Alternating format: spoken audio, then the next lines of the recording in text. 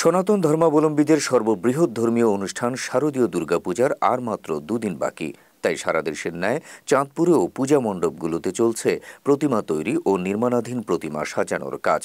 সূত্র জানায়, এবছর চাঁদপুর জেলায় ২২৩টি মণ্ডপে দুর্গাপূজা অনুষ্ঠিত হবে, যার মধ্যে চাঁদপুর সদর উপজেলায় ৪০টি, হাইমচর উপজেলায় ৬টি, হাজীগঞ্জ উপজেলায় ২৯টি, কচুয়া উপজেলায় ৪০টি, শাহরাস্তি উপজেলায় ১৮টি, ফরিদগঞ্জ উপজেলায় ২১টি, মতলব উত্তর উপজেলায় ৩৪টি, মতলব দক্ষিণ উপজেলায় ৩৫টি সহ মোট ২২৩টি পূজা মণ্ডপে চূড়ান্ত প্রস্তুতি চলছে। পূজা মণ্ডপগুলোতে যেকোনো ধরনের অপ্রীতিকর ঘটনা এড়াতে প্রশাসনের পক্ষ থেকে নেওয়া হয়েছে কঠোর প্রস্তুতি। তাই এবার শান্তি ও সম্প্রীতির মধ্য দিয়েই পূজা উদযাপনের প্রত্যাশা করছেন আয়োজকরা।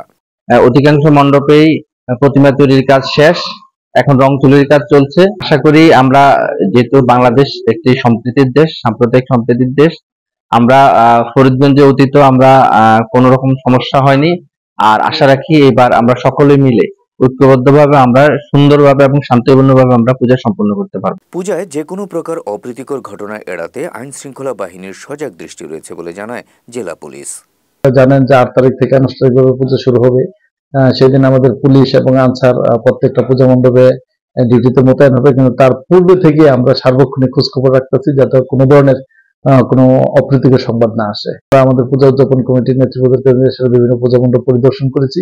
আইন শৃঙ্খলা সমুন্নত রাখার জন্য সার্বক্ষণিক বাই রোটেশন পাহারায় নিযুক্ত রাখার জন্য তাদেরকে অনুরোধ করতেছি। আমাদের পুলিশও সেখানে সার্বক্ষণিক টহলের ব্যবস্থা করতে। আমাদের চাঁদপুর জেলার সুযোগ্য পুলিশ সুপার মহোদয় এই বিষয়ে সার্বক্ষণিক খোঁজখবর রাখতেছেন।